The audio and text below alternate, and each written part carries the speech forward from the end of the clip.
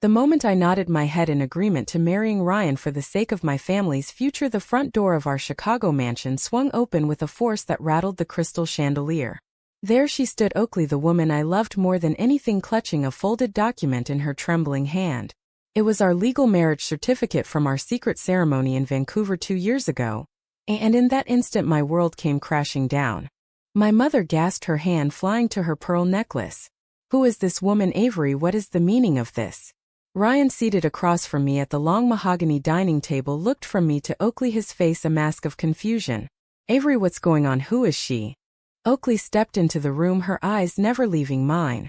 She was as beautiful as ever, with her dark hair cascading over her shoulders, dressed in a simple black coat that could not hide the fire in her gaze. This is our marriage certificate, Avery. Signed, sealed, and legal in every way. You cannot just throw us away for this arrangement. The words hit me like a punch. I had hoped to keep our love hidden forever, to protect it from the judgment of my family. My father, a self-made millionaire in real estate, had always made it clear that his only daughter must follow the traditional path. No room for deviations, no tolerance for anything that could tarnish the family name. And with the company facing financial troubles, Ryan's proposal was the lifeline they needed. His family's investment firm could merge with our saving jobs, saving face. But Oakley and I had met at a charity gala in downtown Chicago 2 years ago. I was there representing the family, playing the role of the perfect heiress. She was there as a guest, a successful graphic designer with a passion for social justice. Our conversation started innocently, but soon we were sneaking away for coffee, then dinners, then nights where we talked about everything and nothing. The love grew fast, intense, undeniable. When we took that trip to Vancouver for a girls' weekend, the idea of marriage came up as a way to make it real, away from prying eyes. The ceremony was small, just us and 2 witnesses, but the certificate made it official. For a while it was our secret joy. Then the pressure started. Calls from mother about eligible bachelors, subtle hints from father about legacy. I started pulling away, telling Oakley it was to keep us safe. She fought it, but I insisted. Now, seeing her here, I realized how much I had hurt her. I stammered, my voice barely above a whisper. I did not know you would come. You think I would let you do this without fighting for us? Oakley replied, her voice breaking. We made vows, Avery. Or have you forgotten? The family began to react. My mother stood up, her face red with anger. This is ridiculous.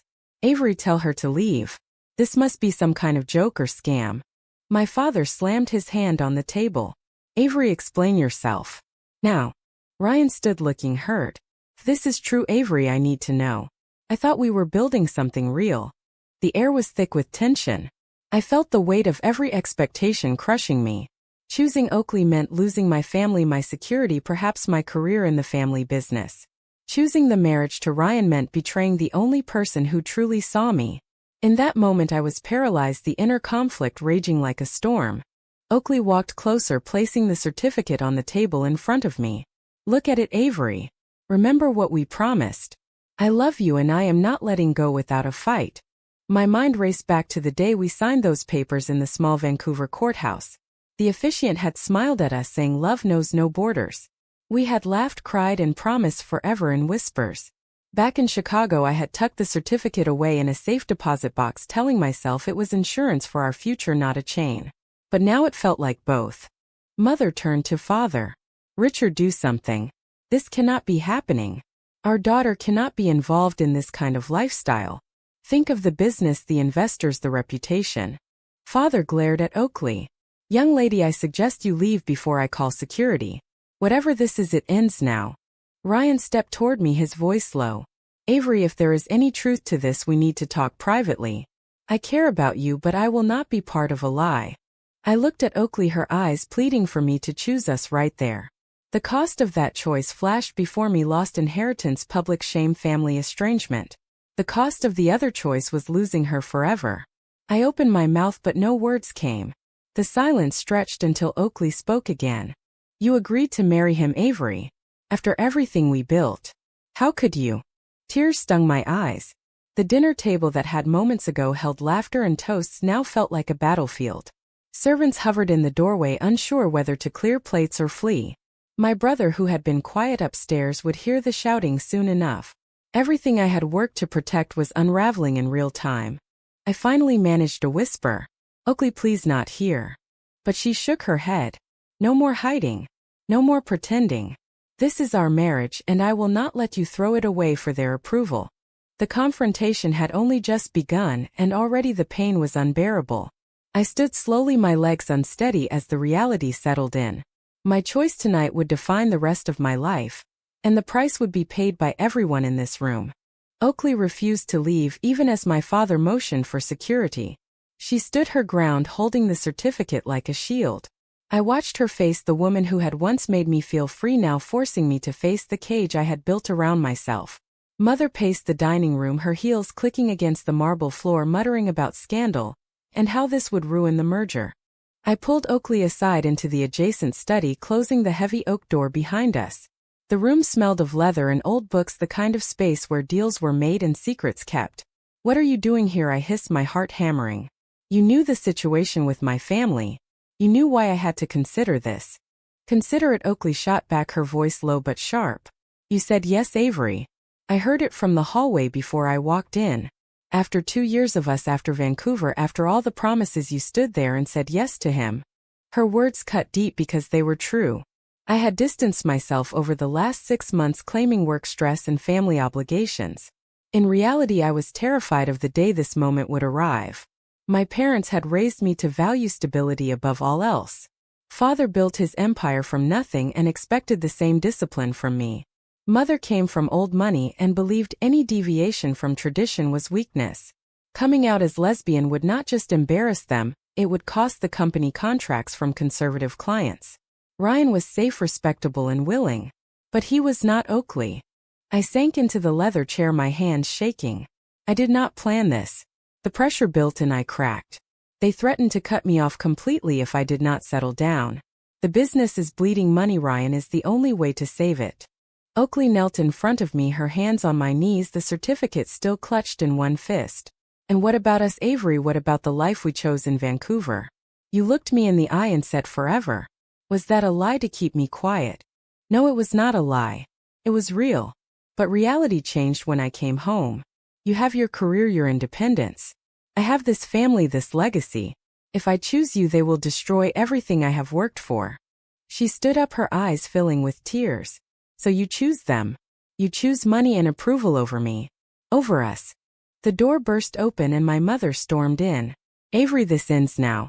Send this woman away or I will. We have guests waiting and Ryan deserves an explanation. Father followed, his face stern. Young lady, whatever papers you have, they mean nothing here. Our family does not recognize this kind of thing. Avery will marry Ryan and that is final. Ryan lingered in the doorway, looking devastated but trying to stay composed. Avery, if this is true, I need time to process. I thought we had something genuine. I felt torn in two.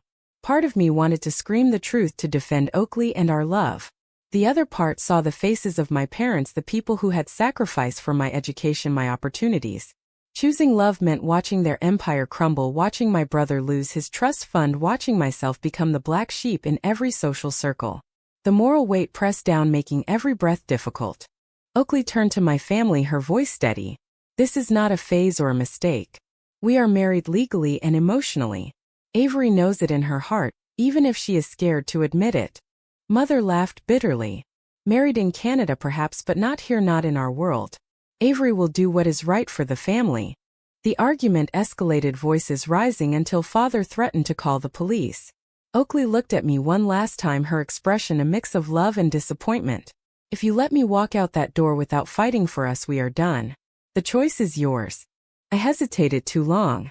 Oakley turned and walked out, the certificate left on the table like an accusation. The door closed behind her and the room fell silent except for my mother's sigh of relief. But inside me the storm raged harder. I had bought time, but at what cost? The betrayal I felt toward myself was as sharp as the pain in Oakley's eyes.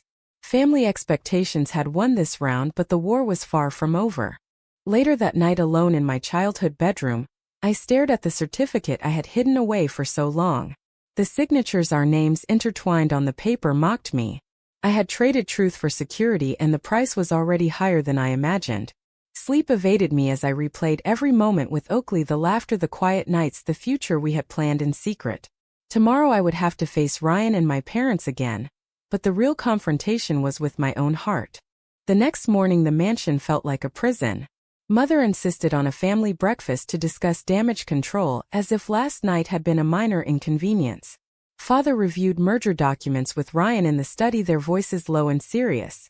I sat at the table pushing eggs around my plate, my mind replaying Oakley's departure. I had not slept. Every time I closed my eyes I saw her face, the hurt, the resolve. Ryan joined us, his expression guarded. "Avery, we need to talk." Alone. We walked to the garden, the autumn leaves crunching under our feet. He stopped by the fountain, his hands in his pockets. "Is it true? Are you married to her?" "Yes," I whispered, the word freeing and terrifying at once. "It happened 2 years ago in Vancouver. We were in love and it felt right. But I never told anyone because of this. Because of my family." Ryan nodded, slowly processing. "I care about you, Avery. I thought we could build a good life together, stability, respect, maybe even love in time. But I will not be second choice. If you love her, then you need to tell your parents the truth." His decency made it worse. He was not angry, just disappointed, the kind of man my parents wanted for me. I felt the moral dilemma twist tighter. Staying with Ryan meant safety for everyone but a lifetime of lies. Leaving meant chaos, pain, and the unknown. Back inside, Father called a meeting. We sat in the living room, the certificate now in his hands. He had his lawyer on speaker. "This document may hold up in court, but we can challenge it. Avery, you will announce the engagement to Ryan publicly next week. End this nonsense." Mother added, her voice soft but firm. "Darling, we love you, but the world is not kind to people like you. Think of your future children, the social circles. Sacrifice a little now for all of us." Their words echoed the prejudices I had internalized for years. Growing up I had heard the whispers, the jokes, the warnings. Love between women was a phase, a mistake, a threat to tradition. I had believed it enough to hide Oakley, to almost erase her. But seeing her yesterday reminded me of the joy I had suppressed, the authenticity I had traded for approval. I left the meeting and drove to Oakley's apartment in the city. She opened the door, her eyes red from crying. "You came." We sat on her couch, the space filled with her art pieces, vibrant colors that reflected her spirit. I told her everything, the pressure, the almost engagement, the family's threats. She listened without interrupting, then spoke. "I waited for you, Avery. I gave you space because I thought you needed time to figure it out. But agreeing to marry him crossed a line. Felt like betrayal." I reached for her hand. It was. "I am sorry. But walking away from my family means losing everything. My job, my home, my identity." Oakley pulled away gently. "Then what do you want from me now? Confirmation that I will wait forever?" "No. I love you, but I cannot be your secret anymore. The cost is too high for both of us."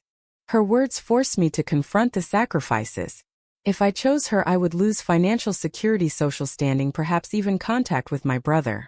If I chose family, I would lose the one person who made me feel whole.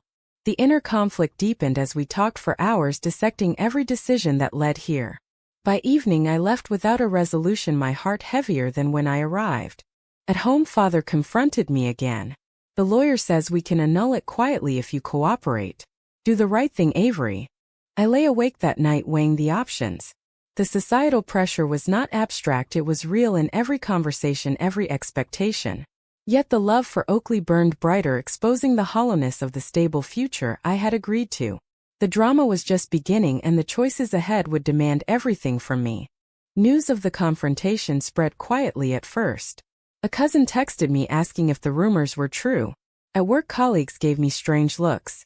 The family business relied on discretion, but secrets like this had a way of leaking. I met Ryan for coffee to try and salvage what I could. He was kind but firm. "I deserve honesty, Avery. If you are in love with her, I will step aside, but I need you to be sure." His understanding highlighted my own cowardice. I had used him as a shield against my truth. Back at the mansion, Mother organized a small gathering to reassert normalcy, inviting Ryan's parents. I played the role, smiling, nodding, but inside I was crumbling. Oakley had not called, and the silence was worse than any argument. I drove to her studio unannounced. She was painting a canvas of stormy skies, her hands covered in color. We talked for hours about the past, the fears that kept us hidden. She admitted feeling betrayed when I pulled away after Vancouver.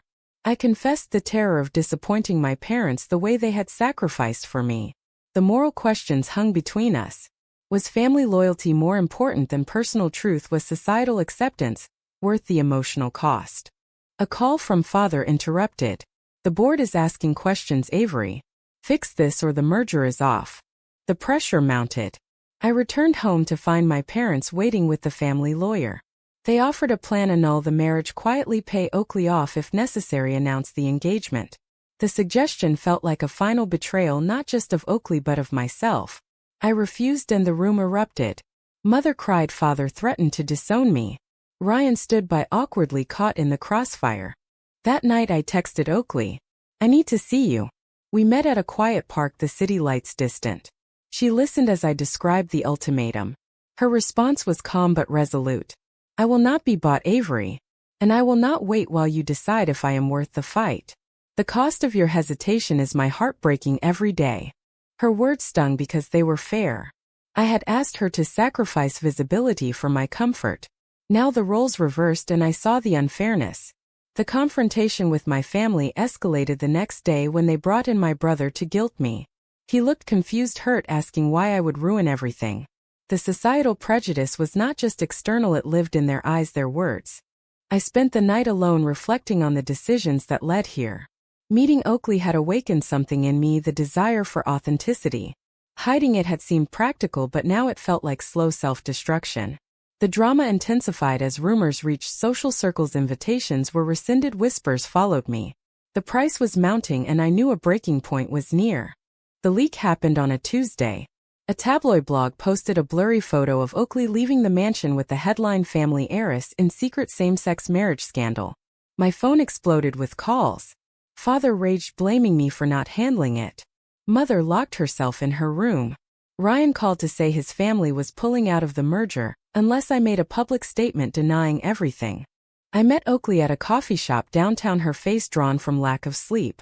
The article mentioned her name and now her clients were canceling projects. You see what happens when we fight for us, she said quietly. The world pushes back hard. We walked along the lake, the wind cold against our faces.